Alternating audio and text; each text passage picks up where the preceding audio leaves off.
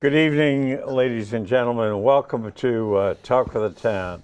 Tonight we're missing one of our panel members, Lynn Skirpon. Her mother is not doing very well, so she was called to her side and won't be here tonight. But we do have the senior partner from O'Malley, Miles, and somebody else, and then Len Lucci. I never can remember the third name. And of course, we have the mayor of the city of Bowie, who's still basking in the glow of 90, I think it was 99% of the vote that he got. I would go on record as telling you one thing, though. I did get one write-in vote, which is 100% of the write-ins. Therefore, I could probably claim that I could be the mayor of Bowie. But I haven't done that. I don't think I will. Taking that under advisement? No, I'm not taking it anywhere. I just thought I'd mention that. Oh, that's great. Thank you. And, now you know. Now you can go to the new law firm that Len said it's called Dewey Stick'em and Howe. They have to be a great group. Yeah. I thought maybe that tonight, since both of you I know are involved and you know much more about this than me or anyone else that I know of, the redistricting of the 23rd legislative district. And I understand there's a meeting coming up Thursday. Correct. And the enlightenment of how this is happening, what's going on, is kind of dim and foggy. But I'd like to know, Len, what, maybe if you could give us a background on how this thing is taking place and what does it mean for the city of Bowie? And then Fred, of course, I think you've been involved in this thing. You can just follow up. Well, every 10 years, the governor is required by the Constitution of Maryland to submit to the General Assembly a redistricting plan for the state legislative districts. And this time, as has been done in the past, the governor convened a 5-person commission to go around the state, hold hearings, and come up with a plan. The plan was released Friday night, this past Friday night, and put on the website. One of its charges under federal law is to maximize minority voting opportunities. And that's why 10 years ago, there was a division in District 23 between the A and the B to encourage a minority sub-district in 23B. Since then, demographics have changed massively. District 23 is now a majority minority district, not just an opportunity district, but a district. And both sub-district 23A and 23B, as they're now constituted, are majority minority. So there's really not a need to have a dividing line between A and B. Nonetheless, the new plan that has been proposed by the commission and submitted to the governor for his consideration still has an A and B, but moves that line so you take a very, very narrow swatch of Bowie and head towards Laurel and make that a single-member district. And in that district are 2 incumbents, both who are Bowie residents, who will be forced to run against each other and any other challenger to see which one survives. The rest of Bowie, 83% of Bowie, is a new legislative district, 23B, which those 2 incumbents are non-Bowie residents. So what you've done is you've taken the Bowie incumbents and moved them away from Bowie so they don't represent most of Bowie and make them run against each other so there'll be one less of them. And yet none of that is necessary to have a majority minority districts. It's only being done really to eliminate incumbents to make it easier for more minority representation. That goes way beyond anything that the Supreme Court or the federal law ever contemplated. Oh, wow. So there's a short answer. Well, no, that's very good, a definitive answer. And I want to put names. The 2 delegates who would be running against each other are the existing delegates, Hubbard and Geraldine Smith. And both of them have served. Geraldine recently has been serving, and Hubbard's been serving, I think, for over 10 years. They would, with the redistricting, they would have to run against each other. One would probably lose out, or there could be other people that could. Well, live he on makes a good point. There could be a third it. Yeah, well, contestant in there, and both of them could live. Sure, absolutely. Now, Fred, tell me especially about when you talk about going outside of Bowie and you're going south, where you're taking in. All right, envision. Look, if you can think of the map in your head, look at Route 50 and 197. Follow 197 north, like you're going up towards Old Bowie. The area to the west, the left side, including London Lane, Long Ridge, the G sections, the golf course, and Old Bowie. They will be basically what's 23A. I think they scoop a couple of streets in Tulip Grove and a couple of scoops in but that's basically will be the new 23A. It constitutes about somewhere around 16, 17% of 23A will be made up of Bowie residents. So the other 87 or 88% will be outside the city. 23B would be basically everything else. It would go from the county line down 301, pick up all of Levitt Bowie, all of South Bowie, and then go all the way down to Brandywine, and then turn east along the Route 4 corridor on both sides and go up almost all the way up to Andrews Air Force Base. If that goes forward, then the municipal Bowie percentage of 23B is somewhere in the mid to the high 40s. So in either event, Bowie becomes dissected and diluted completely, and we fall in an extreme minority of 23A and probably an arithmetic minority in 23B.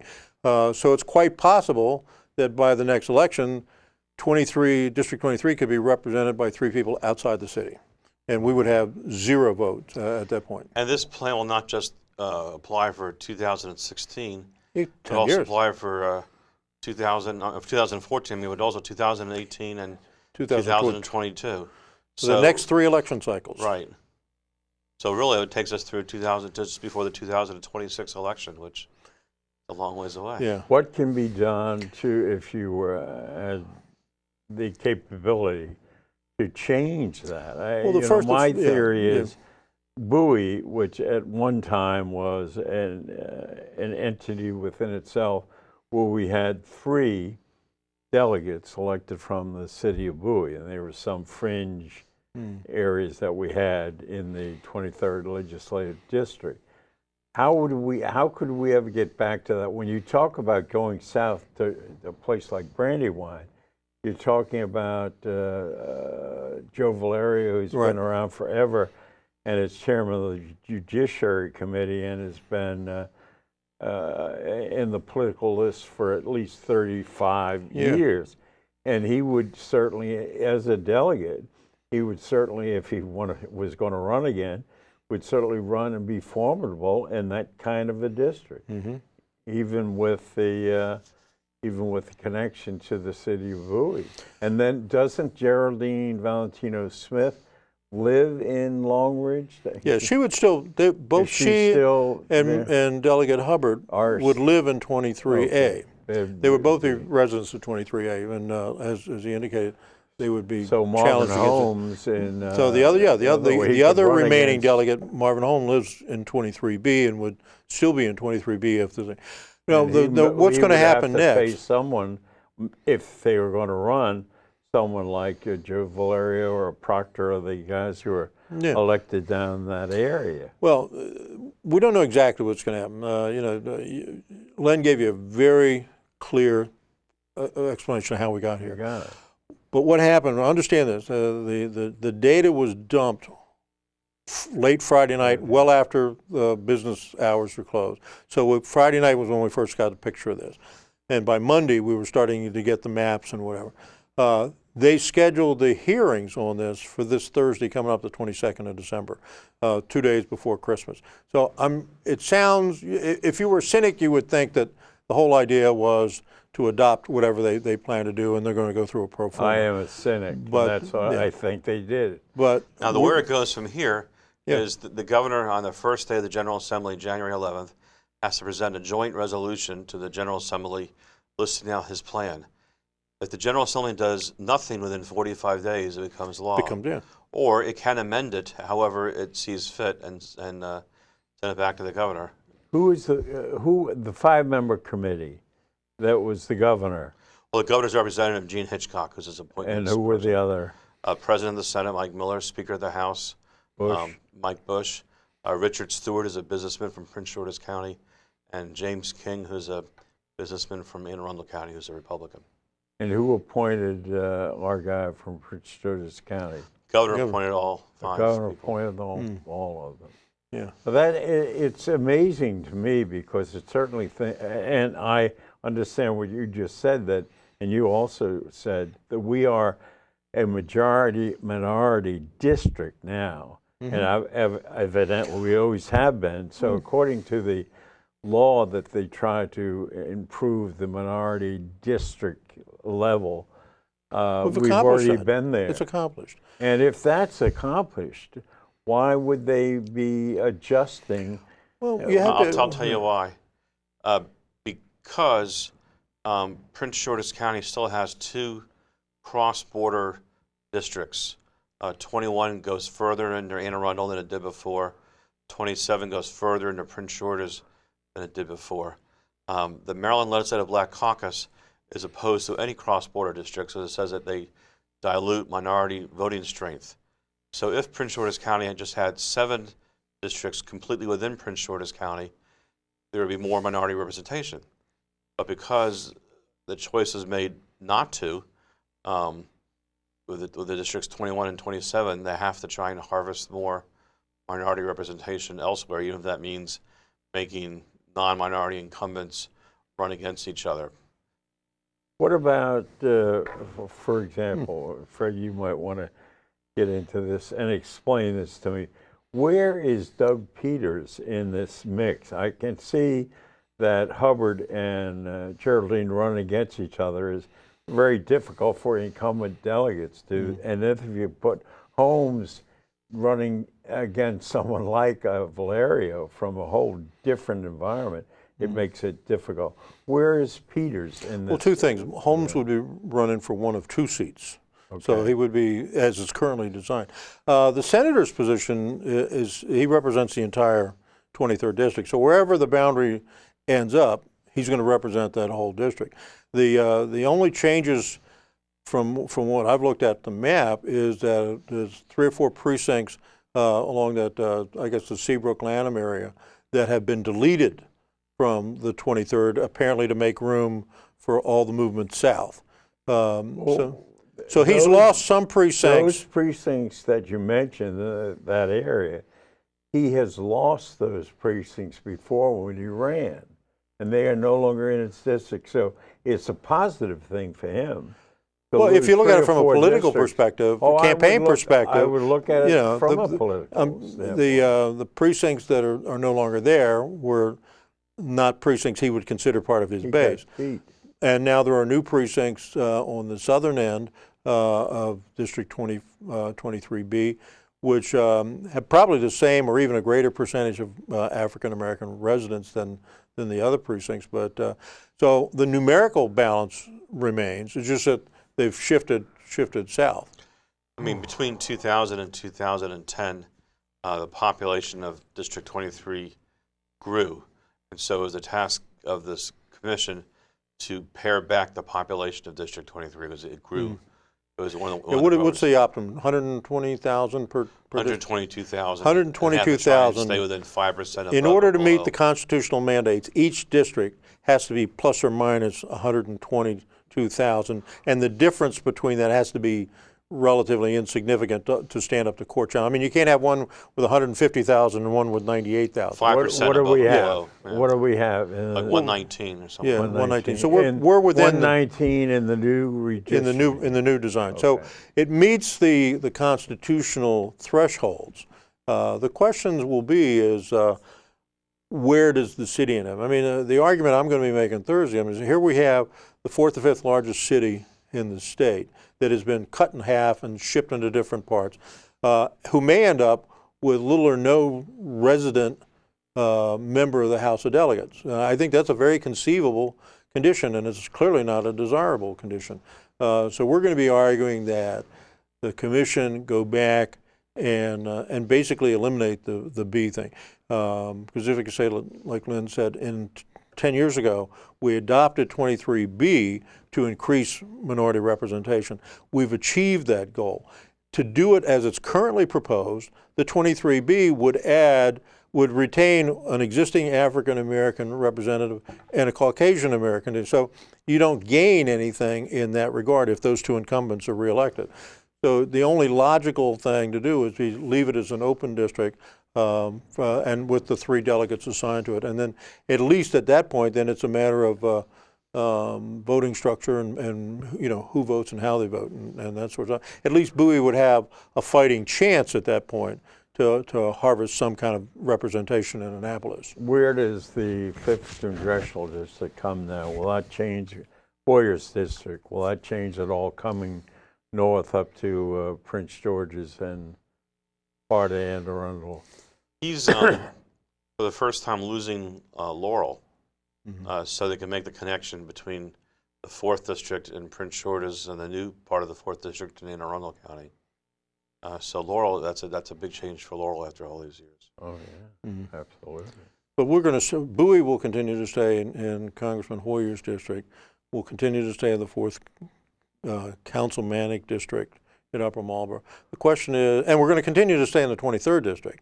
The question is whether we're going to be diced and sliced and moved from hither, thither, and yon, and have our ability to influence votes in Annapolis effectively eliminated. And that, I mean, I don't want to overstate the case, but and I don't want to, mislead the expectation of where this is going to go.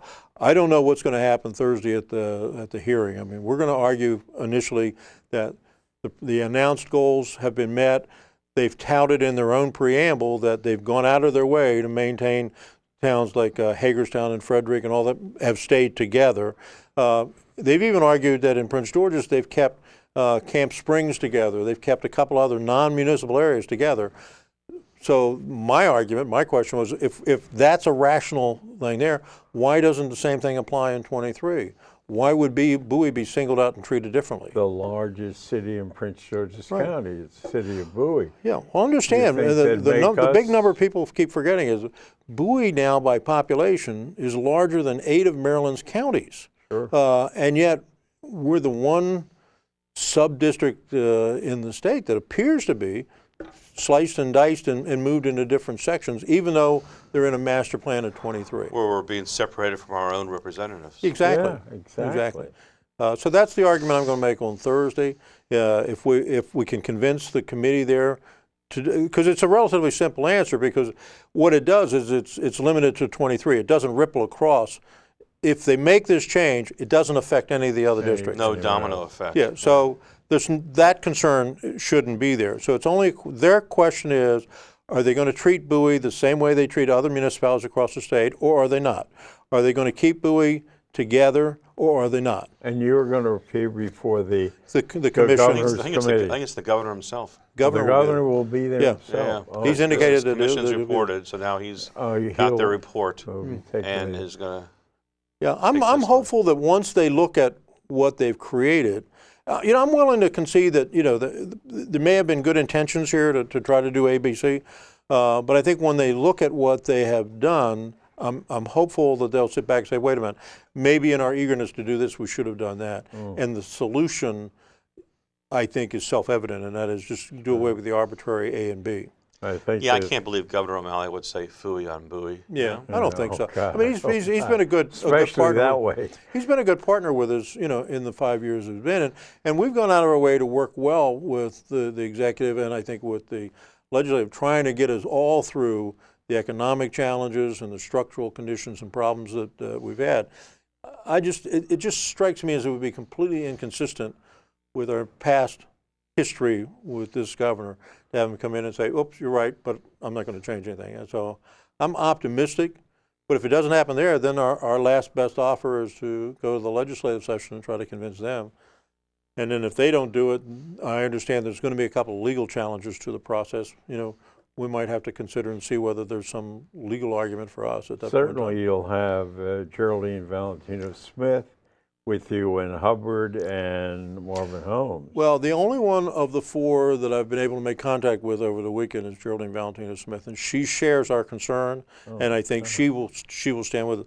I've been playing telephone tag with the senator, and hopefully I want to find out where he is and what we can do in there. I have not heard from either of the other two delegates yet. So. Well, I wish you well, and I think that it makes sense in a logical way to retain the existing parameters that we have now in the city of Bowie. And I just hope, and I am a cynic because I believe it seems to me that they've already sliced and diced and they've already put this thing together. I also believe that the representative on the committee from Prince George's County obviously didn't see or was unable to see what was really right, and especially when you think about the drive for the minority more activity when you come to a place like Bowie, where we have a well, you know, you've heard me say over and over minority. again, Bowie is the strongest, most diverse, most family-friendly community in the region. It's a great place to live. We are, but in terms of strictly, if you look at no other criterion other than diversity, we are the most diverse community in the state. Even our social institutions are integrated, Yeah. which you don't find elsewhere. Fully diverse and integrated churches, Yeah. Social clubs, restaurants, Everything. It's all. I mean, You got it. it's not many places you have folks living together, but they don't really. They don't associate together. Right, but in Bowie, that's not and the I case. think you will see that in Bowie. That's why Bowie is unique, because, you know, the people that have chosen to become residents here have done it intentionally and willfully, and they're part of a community. And you really get a sense of what the Bowie community is all about, is when you see one of our neighbors fall on tough times. Sure. Because at that point, everybody comes together, and nobody bothers to look at the race, the age, or the gender of the people that's offering help. The idea of helping. It, Well, I have great respect for both of you, and I wish you well on Thursday. But leaving this for a matter, and this is great concerns to me and to the people in Bowie. It should have a heavy concern. But I couldn't let you both go without asking the question about Congress. And I want to set it up by saying the polls show now that Congress has about an 8 to 9% approval rating, whereas the President Obama, is now up to 49%. And I hate to use the term, but the Republicans under their leader Boehner, who leads from behind, not from in front, are now talking about the tax, the 4.2% payroll tax that are going to let go dry up, and 6.2, and all middle class people will be paying an extra $1,000. And it seems to me, though it's impossible to see what happens. The Senate approved this caretaker bill for a couple of months, and then given them time to do what's right and extend this for a year or 2 years. And now the Senate is dispensed. A lot of the senators are home on leave. Now the House is refusing to go along with the Senate bill, and they want to present their own bill. Are the Republican House members, the 65 members who supposedly had support from the Tea Party people, are they that dumb, or are they that scared of their constituents who are dim-witted at best? Are they that dumb that they look at this thing and see that, oh, well, it doesn't mean anything? But by January, the date in January, this thing could fold, and the three, well, not partner in law firm, but you and I will be paying $1,000 or a month in payroll taxes. What is going on? I think there's something funny brewing in their tea. I think they've thrown it in the water and retracted it. Yeah, look at the process. I think clearly the House Republicans are on the short end on the public opinion on that. But giving them the full benefit of the doubt, I think they're arguing a policy position that's not terribly political. If you look at the Senate bill, as I understand it, it equates to about $100 tax cut to the average individual because it only lasts for 2 months. The House bill would require that reduction for 12 months, which is $1,000. You know, you can make an argument that both of them are politically motivated and both of them are going nowhere. But you know, at the end of the day, what people look at the Congress and they say, why in the hell? I mean, the Senate hasn't passed a budget in 3 years. But in this time, they got like 89 members of the Senate, Democrat and Republican, to sign off on this short-term compromise. And now the House people are saying no. I tell you what I think is going to happen. I think Boehner's people are going to come back and say, okay, you want this bill? We're going to approve this bill, but we're going to change the date, and it's not going to be effective to January. It's going to be effective to December 31st, 2000, and send it back to them. hope so. And it's just going to be tit for tat, and the House and the Senate are going to fight. And the people that are sitting out there trying to figure out where in the heck things are going to be next year still won't have a clue. I hate The House did appoint. I'm sorry. Go The ahead. House did appoint conferees who said The they would joint stick around. session, yeah. So There there are may be some a people conference back committee home. because there is a Okay. gun to their head to come up with a solution. So I think love they've the got to come fact up. They've that- got to come up with some kind of a face-saving deal here. And I'm not quoting directly my congressman and our congressman, Congressman Hoyer, the minority whip, who said when asked about the what he termed as it was a convulsion of, and I'm not quoting him, but paraphrase, a convulsion of the Tea Party candidates. Really, let me just a yeah. partisan convulsion Let me- of the Tea Party candidates, Yeah. and then I would add, obviously he didn't say this, but I would a convulsion of the Tea Party candidates who are really dimwits. Let me just throw one other thing on the end. Regardless of where this thing goes and regardless of where you fall down on the issue, the one number that no one is paying attention to is this holiday, as you show, is $100 billion shortfall into the trust fund, matching the $100 billion shortfall from last year. Somewhere that $200 billion is going to have to be made up because people forget this the FICA tax that we're reducing is what's paying for Social Security. People that are working now are paying for the people that are on retirement now. So at some point in time, if that $200 billion doesn't end up back in the treasury of the Social Security Trust Fund, and you got to trust it because there's no money there. There should That's be. the issue but that the I don't see government either is one. spending. I don't see the Senate or the House or anybody paying attention to the long-term Oh, economic I think effect. They of should this. raise the cap so more people. They, pay they, into yeah, it. they could do that, but first off, they got. We're going to start off in a hole. Yes, last year was the first year that Social Security spent out more money than it took in. They're going to duplicate that this year. So Put more money in the economy, create more jobs, therefore more FICA Sure. collections. Sure, and it's worth it. Oh, and let me make that. Wait a minute, I'm and going to go to pipeline- pull this shelf off the shelf. The and more the jobs bill. pipeline from Canada, There's which a is thrown classy- in there, is all When's the part last of the time? game. When's the last time you saw Mitch McConnell standing with the Hoffa people and saying, "Let's work together, pal"? Well, I agree. And the two of them are joined at the hip on this issue. I am unusual for a Democrat. If I were in Congress, I would say let's push the pipeline quickly and I get think- that thing functioning. I think that's a no-brainer. and I think that's That's a something that no-brainer. really has to go. Get it done. Well, I tell you, Or as they say in Congress, it's a no-brainer. I think like Boehner leads from behind, and I don't think he understands the role of the speaker. I'm just reading Tip O'Neill's book, and it's great. And Boehner ought to read it. We have to wrap it up. Thank you very much. Didn't reel. The redistricting Happy holiday, thing everybody. is a problem. And yep, Merry Merry Christmas. Christmas to all, one and all. Good night.